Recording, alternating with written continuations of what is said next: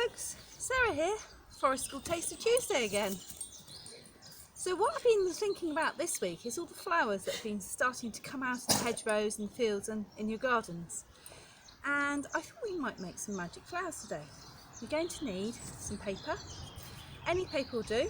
This is just printer paper. And you need something round. I'm using an old glue stick.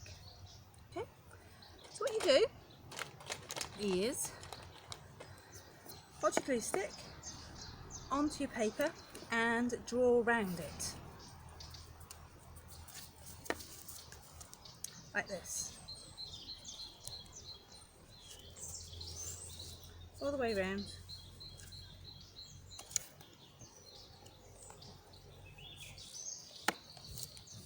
Like that.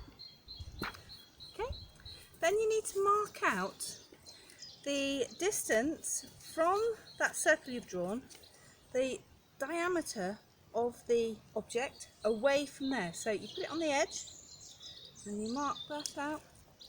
Just put a dot, several dots all the way around. It's just to give you an indication so that when you draw your petals they'll be the right size. Okay.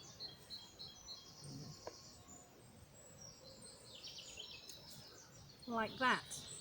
Then you're going to draw your petals on from the middle out to the outside. Any shape you like. You need to make sure that they don't overlap.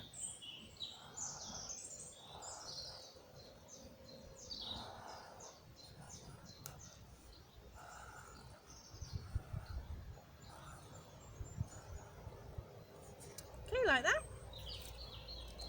Then you can use crayons or pens to colour your flower in. Now, let's have a look.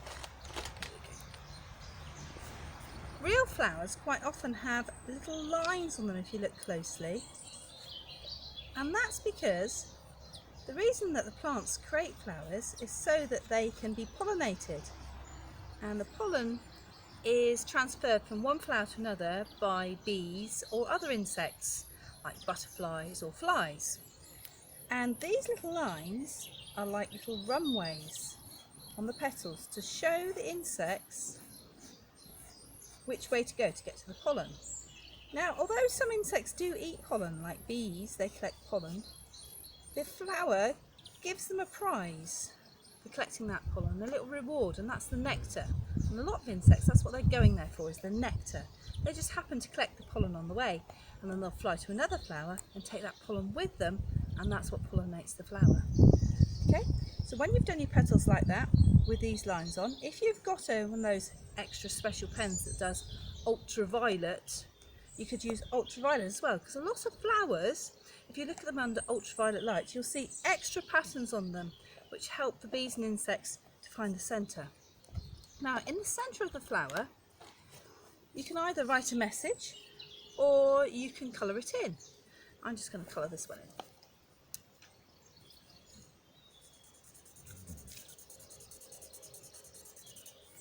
There we go. Then you need to cut it out.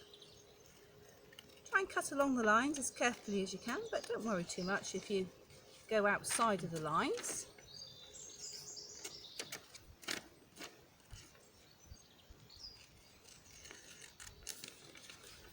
There we go. Now, have a think about, as I said, a lot of flowers are pollinated by insects. How else do plants get their pollen from one plant to another?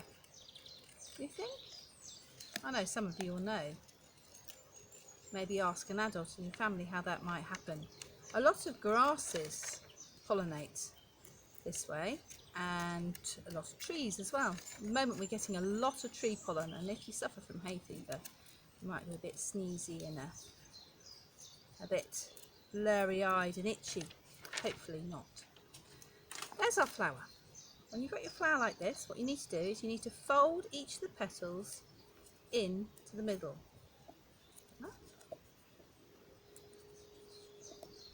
That's how you turn it in from a flower to a a magic flower. Now I'm going to have to move the phone now for the next bit so that you can see my bowl of water. So bear with me just a second.